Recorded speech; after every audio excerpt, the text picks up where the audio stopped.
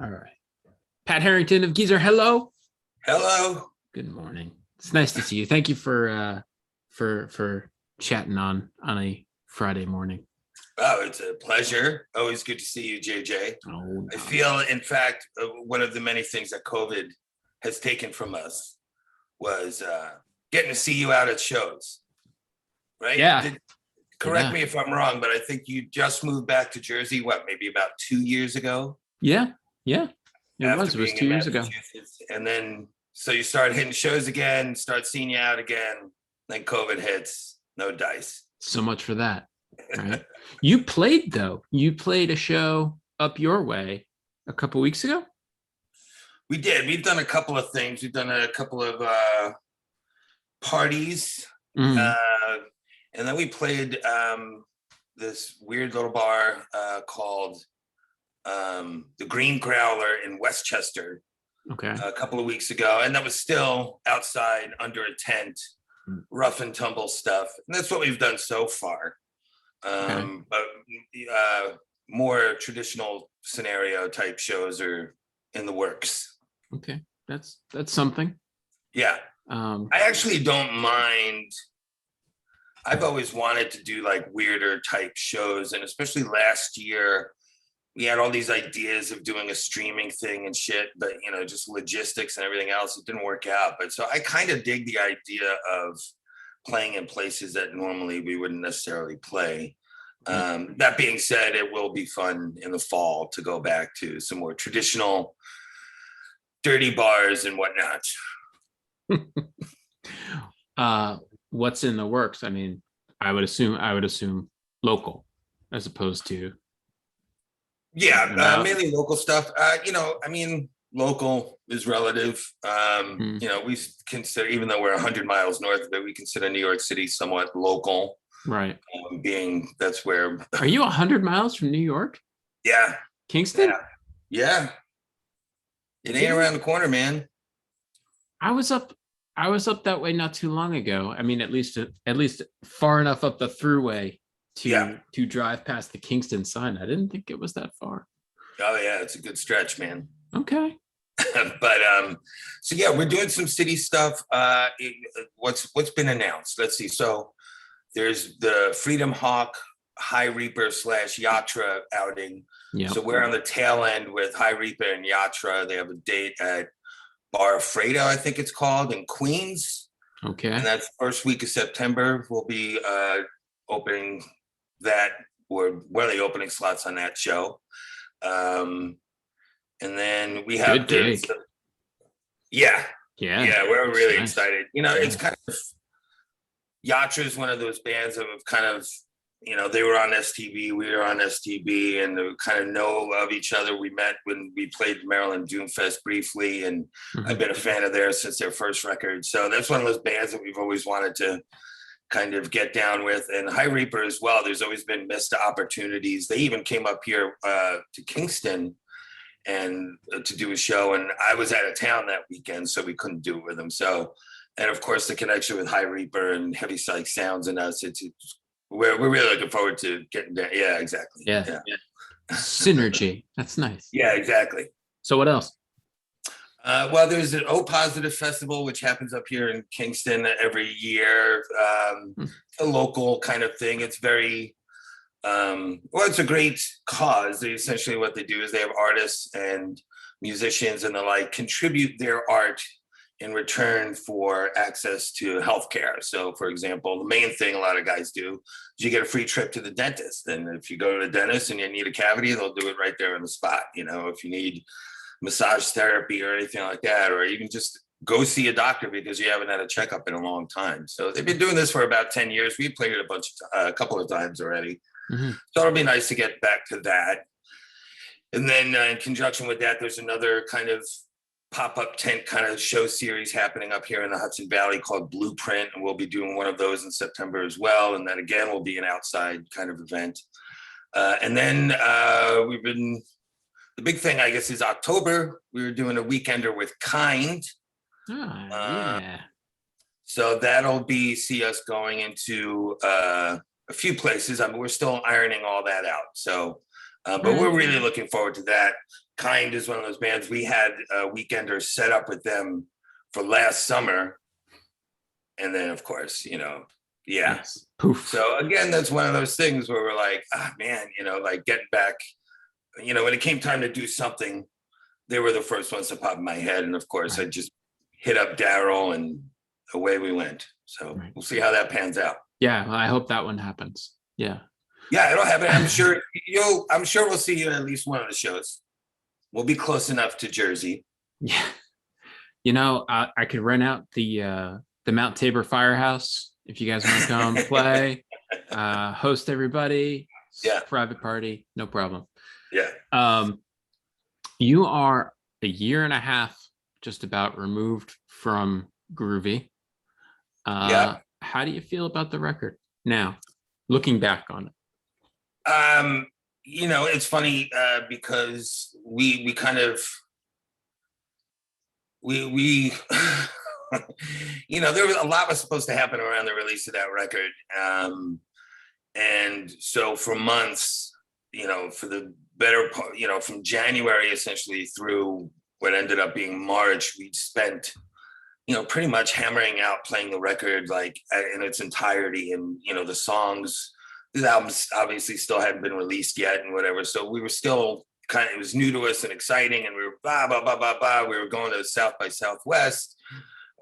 Big Heavy Psych Sounds shows were supposed to happen here in the States and blah, blah. It all disappeared. So, and then of course we were locked down and had we didn't really have a steady rehearsal space at that point anyway. So we didn't really get, we took quite a bit of time off. And then when we started to get back together last summer intermittently, it was like, okay, there's nothing we can do about this. So let's just move on. So but the whole point of that is to say now that we're starting to do shows again, we've just started to revisit the songs and putting them back into a set kind of situation. And thankfully, the songs hold up. I mean, we're so proud of that record and everything around it. And, you were a part of it. And thank you so much for that. But working with Heavy Psych Sounds and everything that comes out of that was fantastic. And regardless of the fact what was happening on the ground, it was actually released the end of May. Oh, wow. Yeah. Sorry. Yeah, no, that's fine. You were only off by a couple of months, but yeah, no, I guess I got the. Yeah, Sorry. It's about a year and a half since it was in your hands, so I'll give you that much. Okay. You got me in that regard. You got me on that one. Yeah, sorry. Yeah, despite everything that was going on, the album still had a huge impact for us. It still was widely received across the board as possibly the best album we'd ever done. And it was really all around, like it worked out, all things considered. Like I have zero complaints about anything, but there was the disconnect. We couldn't go out there and play it for people and do all that shit. So to be able to get back to the point where we're doing that now, and some songs like Groovy, we didn't even really, that was one of the later additions to the album actually. So like songs like Groovy, which has now become so kind of ubiquitous to the band, we never even really played that live all that much. There's really probably 20 people who's ever seen us play that live, so it's nice to be able to get into stuff and, like that, Groovy and Dig and those songs, they still feel great when we play them. And so that's all you can ask for.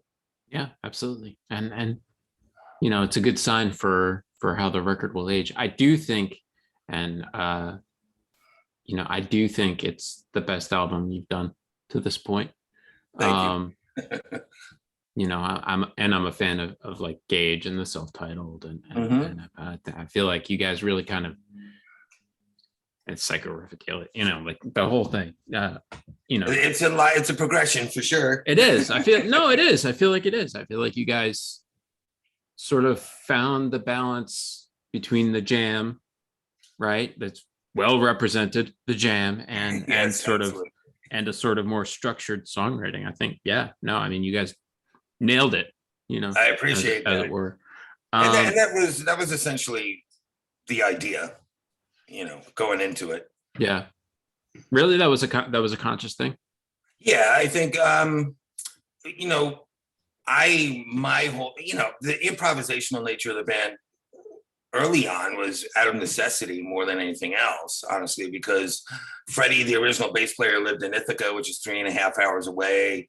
I was involved in other things, and we were just kind of a loose band. We didn't expect to do anything, honestly. So rehearsing was not really that much part of the thing. And so the first album aside, where those were kind of well-structured songs, once we got into Gage and stuff, it was like, show up to the studio with an idea and just blah, blah, blah, and like Ancient Song, for example, like that's how that was played that day. And that was the only day that shit was played, like there were not even lyrics or anything when Ancient Song was recorded, it was just a loose idea. And, that's reflected in the song structures, you can tell. But so, and then we've had lineup fluctuations throughout, which has also kept us kind of like needing to fly by the seat of our pants. But now with Steve and Richie, who's now going on 6 years with the band, and Steve has been here for going on 4 years now, believe it or not. That was quick. Yeah, it was. We've had the most consistent lineup throughout, so that allowed us to, even Spiral Fires, the Spiral Fires EP, which is the first thing we did with Steve. That was intentionally loose, just to get to know each other. We were still, we had known Steve in the past, but we never played with him. So there was definitely a learning process of working with each other. And he comes from a much more structured kind of background, and he's, loves pop music and all that kind of shit. And, so like he's all about arrangements and that sort of stuff. So, and I think Groovy was that idea coming more into play, and then my kind of like, well, let's just do it, blah, and so, and here we go. And I also am not, I don't shy from getting crazy with arrangements and song structures. In the past, I've been with projects that have been very much that way, and so it's not that I haven't done it before, but GEEZER initially was kind of a reaction against that. So, everything comes back around. Got it. That's an interesting sort of blend of impulses. Does it ever clash? Sure, but I think everybody gets it, nobody's, as you can tell from the gray hair in my beard, like I'm not, I've been around. And hey man. So thankfully, I think when clashes happen, a lot of that at times has to do with egos and stuff. And thankfully, we all do a good job of trying to keep that stuff in check and being open, because my whole thing, despite my impulses, I'm like, well, whatever makes a song better, like if what you're doing makes a song better, then I don't care whose idea it was, but I also don't, if something is not working, let's not force it and try and make something out of something that's not there. So I think we do a good job of that. And that's just about respecting each other and respecting each other's perspectives, because we all do come from many different musical perspectives. Mm-hmm. And I mean, and you get all sides sort of represented anyway. Right. I mean, certainly on Groovy, that was the case. Let's talk about the Solstice Jam. Okay. It's talking about sort of showing up and blah, here it is, right? That seems to be what happened there. But but I'm interested too in your going back and adding synth to it afterwards, and sort of where that came from. I know, that kind of thing before and stuff. And of course you recently collaborated with the man himself, Dr. Space. Oh yeah. So tell me about going back in afterwards and what you thought adding synth brought to that jam. Well, again, part of it was necessity in my mind anyway. The Solstice Jam came out of, we back in November, we secured a lockout rehearsal space. And it's the first time we've ever had a dedicated studio space at our disposal, virtually ever. And thankfully we have it set up so everything is mic'd, everything's in place already. So you literally just walk in the door, turn the amps on, turn the computer on, and boom. And we're almost always, we just, as you're tuning up, it happens to me constantly. I just start playing, and the beauty of these kinds of moments is you're not thinking about it. It's just something happens. And if there's a spark there, Steve will hit record and get behind the drum set and jump in right away. And so Solstice was one of those things. It was just starting up and boom. And, 18 minutes later, here we are. Okay. And there it's sat, it's that we've been collecting a lot of these things as we're developing new music. And Richie is brilliant for this stuff. He actually, he's the one that mines the tapes, I do too. And I have my own methods and way of doing things, but Richie is the one that will go back and pluck a gem out of, the ether essentially. And he was, man, we got to do something with that Solstice Jam. And I'm like, so finally I go back and listen to it. And yeah, okay. Yeah. So I go back and listen to it, and he's right.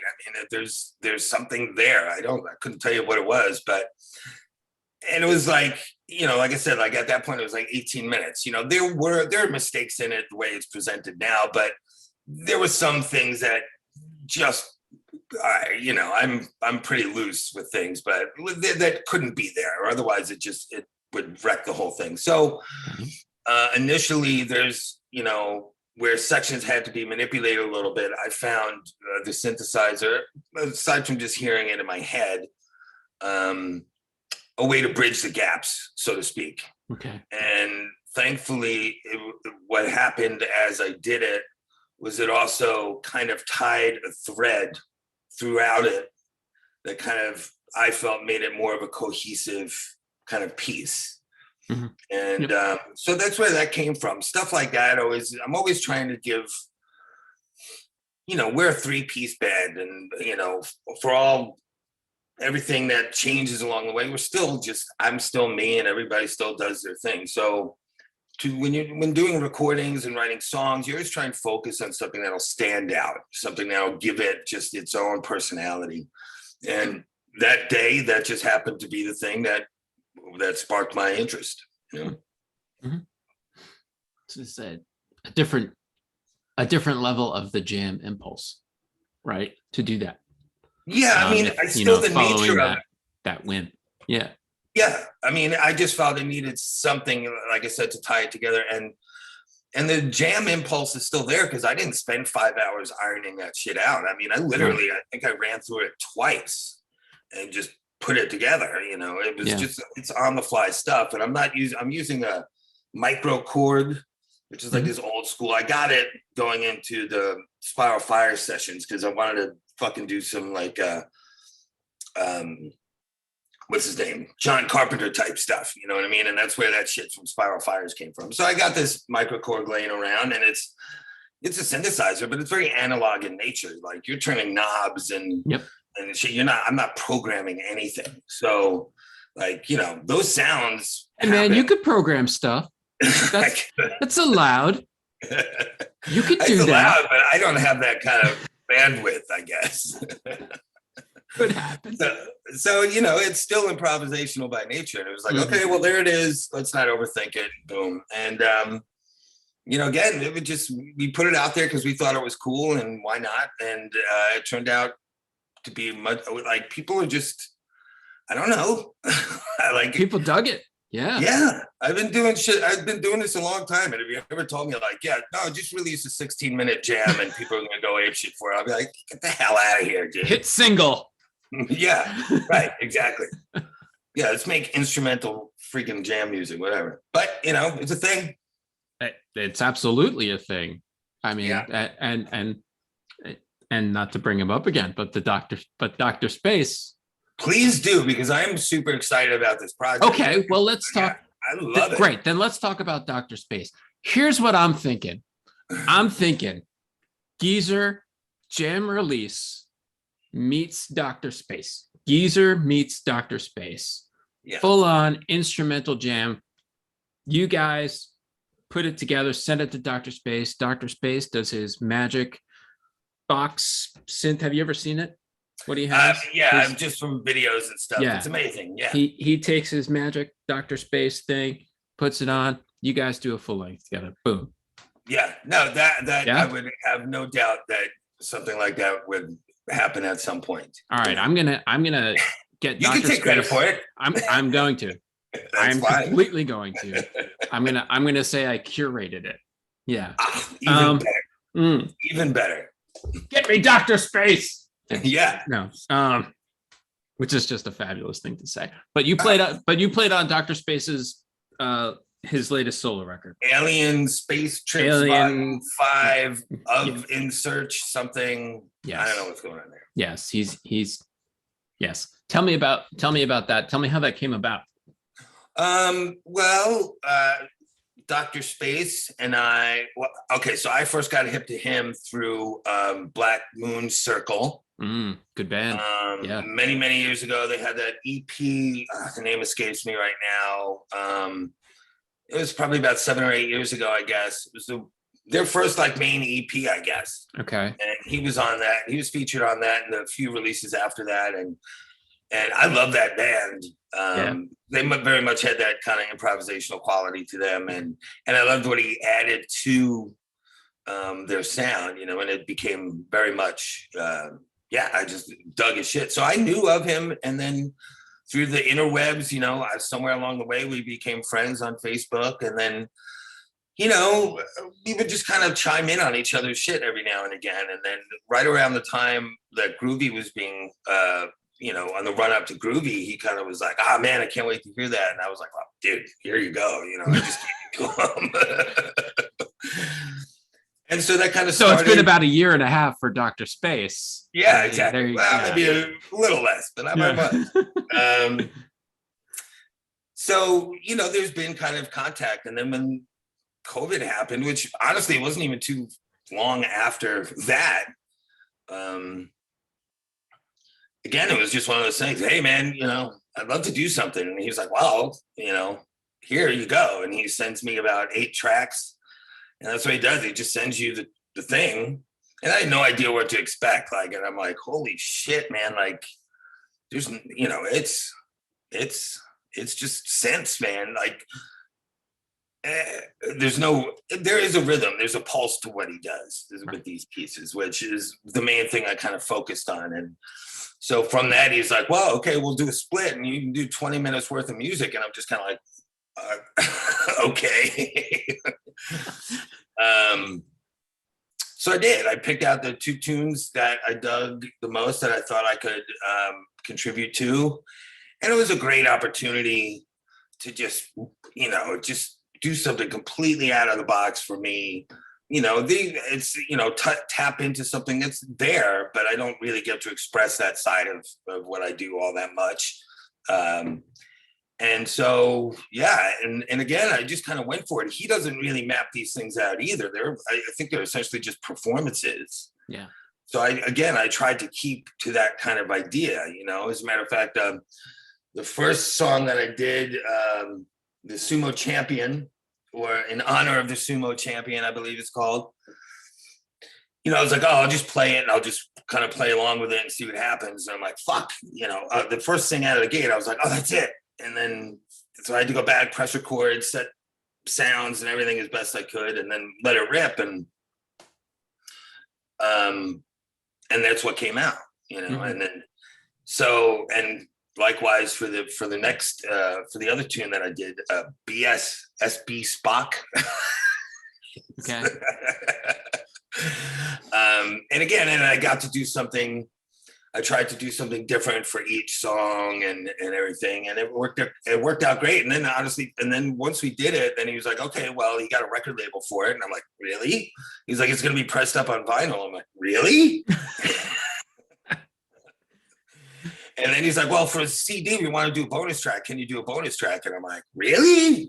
So at that point, I had the rehearsal space. So I went in, and now this time, instead of like being on a computer, I was in front of my amp, and that became the most noisy one of the bunch, and probably my favorite actually, but it's only on the CD. So if you want to hear that one, you got to get the CD, I guess. But it was an amazing experience. I really enjoyed it. It was I got to do some really cool things, like collaborative things over the pandemic, but that I think is definitely my favorite one.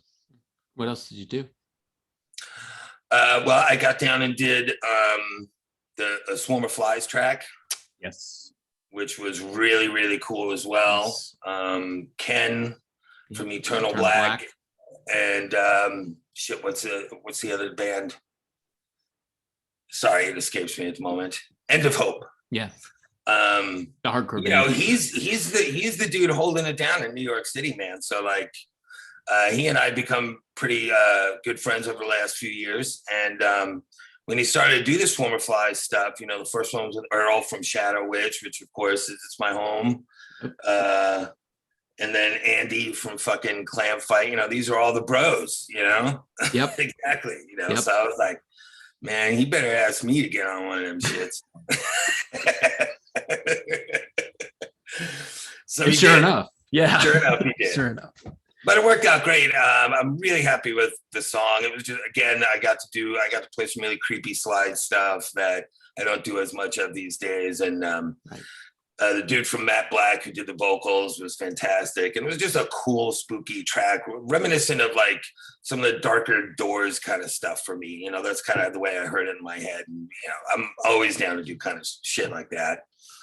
And then I did some stuff with people up here. We did a couple of songs, pure kind of just, I think Earl was on one of them. Cactus Magma, I think that project we ended up calling that. And we just did a couple of songs. I think you heard one of them at one point, but the one we did with Earl. But anyway, so yeah, got to do some different kind of things. Cool. Your video just froze. Hang on a second. There we go. It worked. Okay. You probably just heard a ding. Yeah, I heard a recording in progress. There you go. And now, sure enough, again, there's a recording in progress. And here we are. And here we are. What's the, I mean, does, you know, okay, if GEEZER's been working on sort of playing the Groovy material live and putting that stuff together, have you been writing for GEEZER as well at all? Oh yeah, we've been mainly writing. That's what we've been doing up, you know, almost entirely.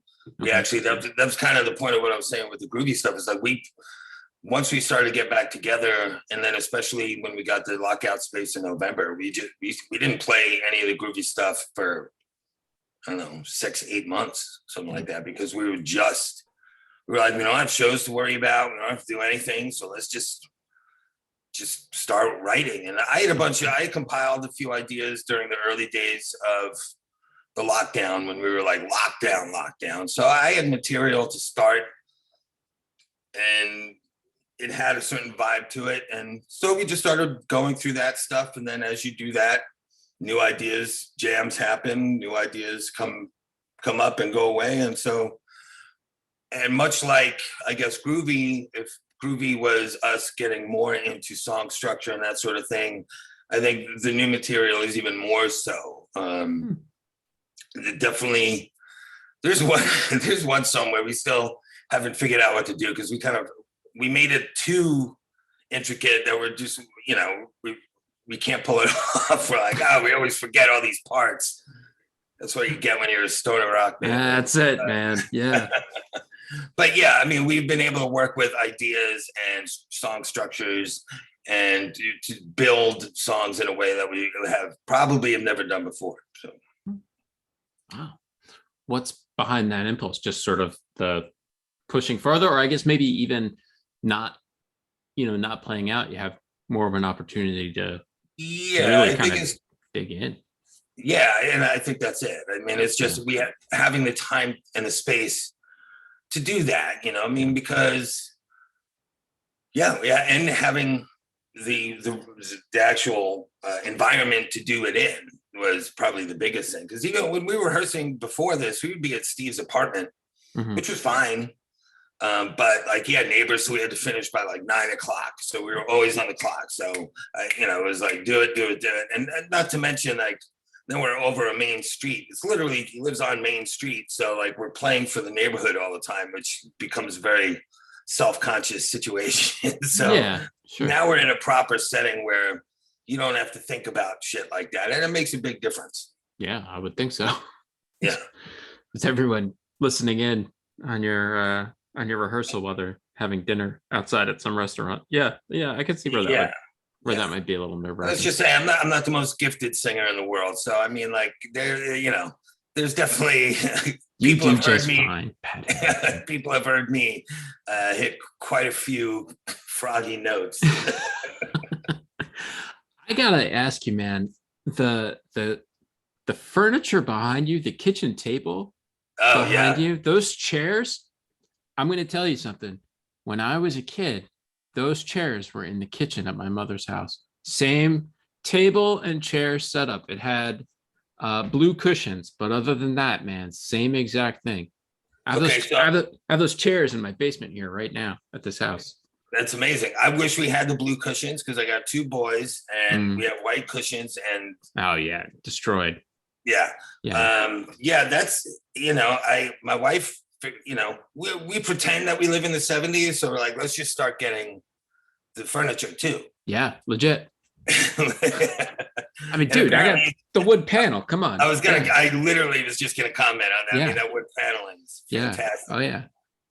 But yeah, we found out the kids love to spin in the chairs. So did I. Yeah, all along the rim of the table we've only had it 2 years or so, but it's already chipped out to shit. You know, Who cares? But yeah, thank you. Yeah, my wife will be very pleased that you noticed. Yeah, oh yeah. How could I not? Yeah, no, I remember spinning in those chairs, man. Here, I was worried about my background, and now I just no. Well, you since you brought up family and having 2 boys, I have noticed, and you know, sort of you are visible on social media as a parent, so I feel okay bringing it up as someone else who is visibly a parent. You know, I have noticed that there are sort of different camps as regards people who are passionate about music or something and their kids. And there's the I want to expose this kid to all this cool shit that I'm into camp. And there's the let them find their way camp kind of. Where do you fall on that spectrum? How much music do you play for your kids? Constantly. Yeah. Constantly. I mean, is it for your kids though? Is it like check this out, or is it on? To some degree. I mean, I think whether I'm actively making them listen to something, I don't do that. You know, my kids don't. Frankly, they don't want to do that. Like, right. My oldest son Hank is 8. And he's like, "Yeah, Dad, you got your music. I got my video games." So I'm like, "Cool." Yeah. You know. So, but you know, I grew up in a time in a place where there was none of that. Right. So, you know, clearly I found my way, but you know, I think it's important for kids to know who you are. And, you know, I think, again, growing up the time and place that I didn't see any way where I could be the kind of person that I am now and have kids. I just I never saw it in real life. So I didn't know how that worked. And then being able to figure that out and just, you know, and I have I have an 8-year-old and he's very much becoming, you know, a person or is a person. And he's like, you know, ask me about these things. And I'm like, well, you know, this is what I'm into. You know, I think it's cool that you know who Led Zeppelin is. I think it's super cool that you know who ZZ Top is, and R.I.P. Dusty Hill, by the way. Yes. But you don't necessarily, that if that's not your thing, then fine, go do your thing, and so I think it's a little of both. My wife and I very much, think kids need to know how to grow up in an adult world. So we don't try and, I don't dress differently when I go to pick them up at school or any kind of crap like that, or, like things are the way they are. And yeah. And we live in a place where that's also, very much like we live in a good community where there are all kinds of different kinds of people. And like we have a fancy pool club that the kids go to camp to, but, I'm not even close to being the only guy. I don't even have the most tattoos in there. Like there's, there's all shapes and sizes these days. So I think that's a beautiful thing that we can actually, and what we do is just kind of try and show them that's okay. Yeah. No, I mean, that's all you can do.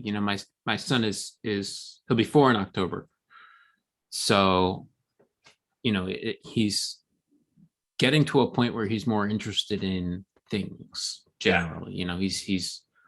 He knows he likes certain things, and he's exploring ideas of what he likes and what he doesn't like. So he's just to a point where he's figuring it out. And my feeling, I have music on all the time, but for him, and he knows he likes Yellow Submarine. Yeah. He knows he likes, my kids love that movie, and I love it that they love it. He knows he likes the Beatles. He knows he likes certain things. I don't want to be the guy who's like you said, I don't want to be the guy sitting his kid down and being like, you need to check this shit out. That doesn't strike me as an effective way of sharing your passion with anybody, let alone a child. So, I agree completely. Yeah, that's it. There's I don't know. It's an interesting balance to explore. That's all. Yeah, being a dad's weird, man. It's totally weird.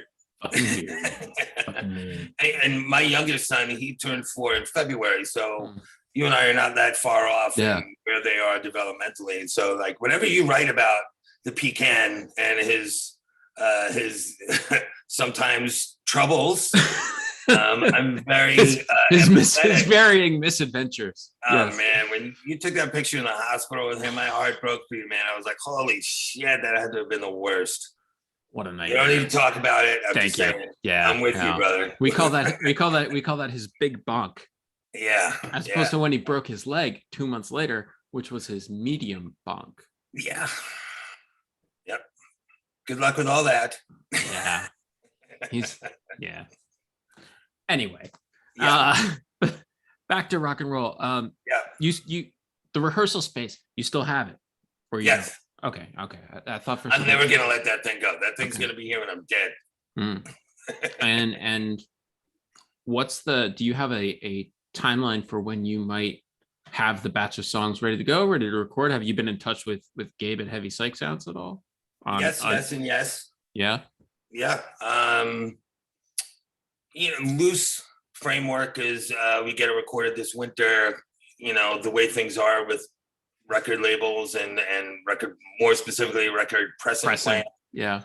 That all remains to be seen. But we, like next year seems to be the year. All things considered, who knows with the Delta variant, but you gotta do it. You gotta just keep moving. Yeah. But next year, like we plan to like kind of pick up where we left off last year. Right.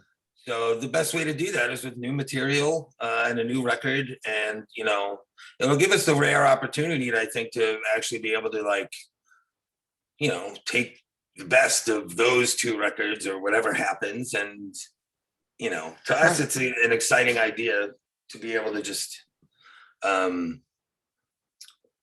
want everything to be fresh. You know what I mean? Again, like, it's not going to be exciting to try and tour on Groovy 2 years after it came out. I mean, it's just not, so, and Gabe is very much, he's just so great to work with.